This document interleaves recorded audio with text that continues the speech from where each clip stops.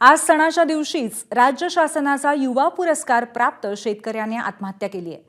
3 पानी suicide note लिहून विषारी औषध घेऊन त्याने आत्महत्या केली। खडकपूर्णातून शेतीसाठी पाणी मिळत नसल्यामुळे आत्महत्या केल्याचं कळतंय।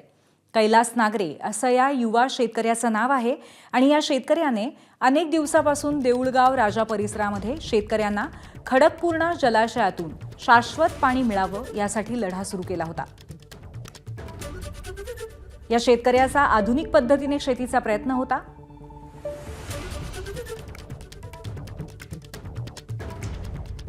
परंतु त्याच्या प्रश्नांना उत्तर मिळत नव्हती, त्याच्या प्रयत्नांना प्रतिसाद मिळाला नव्हता आणि त्यामुळे या पुरस्कार प्राप्त युवा शेतकऱ्याने 3 पानी सुसाईड नोट लिहून विषारी औषध घेऊन आत्महत्या केली।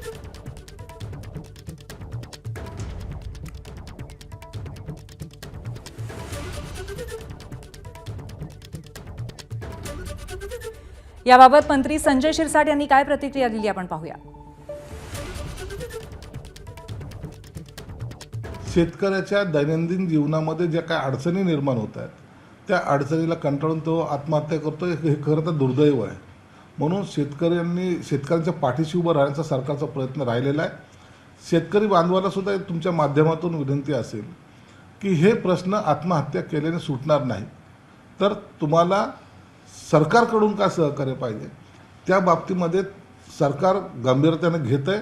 तुमचं सहकार्य सुद्धा काही वेळेला जे अशा घटना घडतात त्याच्यानंतरच्या ज्या प्रकार पुन्हा समोर येतो, तर त्याच्याऐवजी घटना घडण्याच्या पूर्वीच काय उपाययोजना केल्या पाहिजे यासाठी सरकार गांभीर्याने पाहत आहे आणि आपणही आत्महत्या करू नये अशी तुम्हाला सर्वांना विनंती सुद्धा आहे। आपल्यासोबत सध्या जिल्ह्याचे पालकमंत्री मकरंद पाटील आहेत, आपण त्यांच्याशी संवाद साधूया। मकरंदजी, अत्यंत दुर्दैवी घटना घडलेली आहे ही युवा शेतकऱ्याच्या आत्महत्येची, आपण काय बोलाल याबद्दल? ही घटना अतिशय दुर्दैवी आहे। कैलास नांगरे म्हणून शिवणे आरमाळ गावचे हे शेतकरी आहेत आणि मला आत्ताच कळालं की त्यांनी काहीतरी सुसाईड केली आणि काही नोट लिहिली। परंतु आपल्या माहितीकरता सांगतो की ज्या वेळेला मी बुलढाणा जिल्ह्यामध्ये गेलो होतो त्यावेळेला काही शेतकऱ्यांनी या संदर्भामध्ये उपोषण केलं होतं। मी हे शेतकरी मला यांचं शिष्टमंडळ भेटलं आणि त्यांची जी मागणी होती की तो शिवणे आरमाळ जो तलाव होता त्याच्या दुरुस्तीच्या संदर्भात त्यांची मागणी होती। मी ताबडतोब या संदर्भामध्ये कलेक्टरना आदेश देऊन DPC मधून तब्बल 2 कोटी रुपये या तलावाच्या दुरुस्तीला मंजूर सुद्धा केले आणि त्याची प्रमाण सुद्धा झालेली आहे। आता दुसरी एक मागणी संबंधित शेतकऱ्यांची त्या परिसरातली होती की खडकपूर्णा जलाशयामधून या 14 गावांना शेती पाण्याच्या संदर्भातली मागणी होती। या संदर्भात सुद्धा मी मंत्रालयामध्ये माझ्या स्तरावर या विभागाचे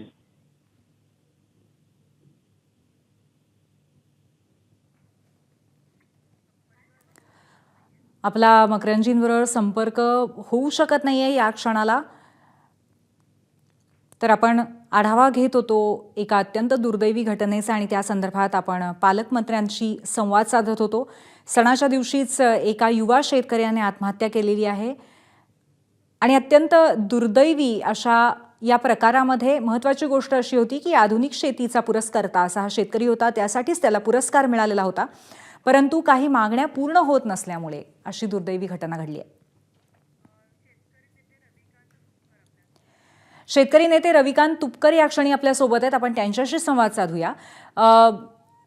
नमस्कार, आपलं स्वागत आहे ABP माझामध्ये। ही जी घटना घडलेली आहे अत्यंत दुर्दैवी अशी, त्याबद्दल आपली प्रतिक्रिया? नाही, हे खूप व्यथित करणारी घटना आहे। सरकारला लाज वाटली पाहिजे। सरकारच्या डोळ्यात अंजन घालायला लावणारी आहे। अरे किती लोक मेल्यावर सरकारला जाग येणार आहे? कैलास नागरे हे शेतीनिष्ठ शेतकरी होते। डिसेंबर महिन्यात त्यांनी शिवणे आरमाळच्या धरणावर उपोषण केलं होतं। त्यांची साधी मागणी होती की खडकपूर्णाचं पाणी आमच्या 10-15 गावातल्या शेतकऱ्यांना मिळालं पाहिजे, आमच्या शेतीला थोडा फायदा होईल, थोडं बहुत आमचं इन्कम वाढेल आणि धरणाच्या काठावर ज्या वनस्पती भिंतीमध्ये घुसलेल्या असतात, वाढलेल्या असतात, त्या काढल्या गेल्या पाहिजे अशी त्यांची मागणी होती। आणि या संदर्भामध्ये आम्ही पण उठाव त्यांच्याबरोबर केला होता। दुर्दैवाने प्रशासनाने त्यांचं उपोषण गुंडाळून टाकलं, काहीतरी खोटं आश्वासन देऊन आणि आज ज्या पद्धतीने काळीच पिळवटून टाकणारी सुसाईड नोट त्यांनी लिहिलेली आहे, म्हणजे या सरकारला लाज वाटली पाहिजे. अधिवेशनात शेतकऱ्यांच्या प्रश्नावर चर्चा होत नाही आणि फालतू प्रश्नांवर तिथं वेळ घालवतात. जुने इतिहासातले सगळे मुर्दे उकरायचा कार्यक्रम तिथं सुरू आहे. अरे आज आमचा माणूस मरतोय, शेतकरी मरतोय, याच्याकडे कुणाला लक्ष द्यायला मिळालं नाही. आज सोयाबीनला भाव नाही, कापसाला भाव नाही, कर्जमाफीचं आश्वासन सरकारनं दिलं होतं ते सरकार पूर्ण करायला तयार नाही. मी स्वतः आता कैलास नागरेंच्या गावात निघालेलो आहे. मी बाहेर गावी आहे, लातूर जिल्ह्यातून मी निघालेलो आहे. मी तिथे जाणार आहे आणि कैलास नागरेंच्या बलिदान त्यांचं आम्ही वाया जाऊ देणार नाही. त्यांच्याच गावातून आम्ही कर्जमाफीचा लढा चालू करणार आहे आणि 19 तारखेला मुंबईला हजारो शेतकरी कर्जमाफीसाठी आम्ही अरबी समुद्रामध्ये आमचे सातबारे टाकून सोयाबीन कापूस फेकून आम्ही सरकारचं लक्ष वेधणार आहे. सरकारने अजून किती शेतकऱ्यांचा बळी गेल्यावर या सरकारला जाग येणार आहे. एखाद्या व्यापाऱ्याची आत्महत्या झाली असती तर अधिवेशन बंद ठेवलं असतं यांनी, मोठ्या माणसाची झाली असती तर. पण शेतकऱ्याची आत्महत्या झाली, या सरकारला कवडीचं सुद्धा त्याचं सुखदुःख नाहीये. निषेध आहे या गोष्टीचा, तीव्र शब्दामध्ये मी निषेध व्यक्त करतो. रविकांतजी, तुम्ही जे प्रश्न उपस्थित केले ते अर्थातच सरकारपर्यंत पोहोचतील. धन्यवाद, आपण आम्हाला सविस्तर प्रतिक्रिया दिली त्याबद्दल. तर अत्यंत दुर्दैवी अशी घटना घडलेली आहे आणि या सगळ्याच्या बाबतीमध्ये कुठेतरी सरकारच्या बाजूने प्रतिसाद शेतकऱ्यांना मिळण्याबद्दल दिरंगाई झाली का आणि त्यामुळे इतका अत्यंत होतकरू, कर्तृत्ववान आणि आधुनिक पद्धतीने शेती करणारा हा युवा शेतकरी आपण गमावला का, असा एक मोठा प्रश्न आहे. कैलास नागरे हा युवा शेतकरी अनेक दिवसांपासून देऊळगाव राजा परिसरातल्या शेतकऱ्यांना खडकपूर्णा जलाशयातनं शाश्वत पाणी मिळावं यासाठी लढा देत होता आणि त्याचबरोबर तो एक पुरस्कार प्राप्त असा शेतकरी होता. त्यामुळे कुठेतरी सातत्याने शेतीच्या बाबतीमध्ये सुधारणा करणं यासाठी त्याचा प्रयत्न पाहायला मिळत होता.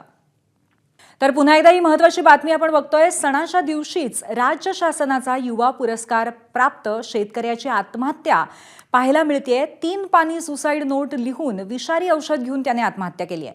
खडकपूर्णातून शेतीसाठी पाणी मिळत नसल्यामुळे या शेतकऱ्याने आत्महत्या केली. कैलास नागरे या युवा शेतकऱ्याने अनेक दिवसापासून देऊळगाव राजा परिसरामध्ये शेतकऱ्यांना खडकपूर्णा जलाशयातून शाश्वत पाणी मिळावं यासाठी लढा सुरू केलेला होता.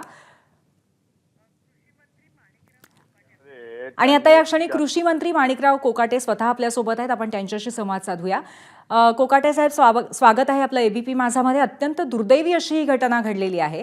सरकारच्या युवा पुरस्कार प्राप्त शेतकऱ्याची ही आत्महत्या म्हणजे एक अत्यंत दुर्दैवी असा प्रसंग आहे. आपली प्रतिक्रिया याबद्दल?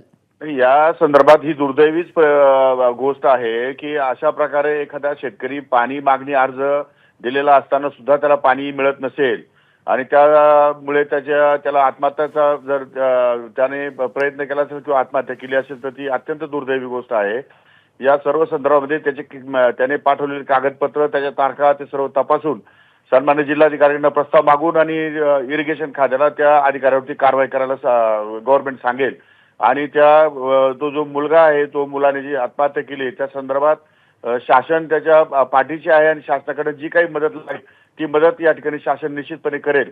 परंतु अशा प्रकारच्या आत्महत्या होता कामा नये राज्यामध्ये, यासाठी सरकार अतिशय गांभीर्यपूर्वक या ठिकाणी निर्णय घेईल. धन्यवाद आपण दिलेल्या सविस्तर प्रतिक्रियेबद्दल. एबीपी माझा, उघडा डोळे बघा नीट.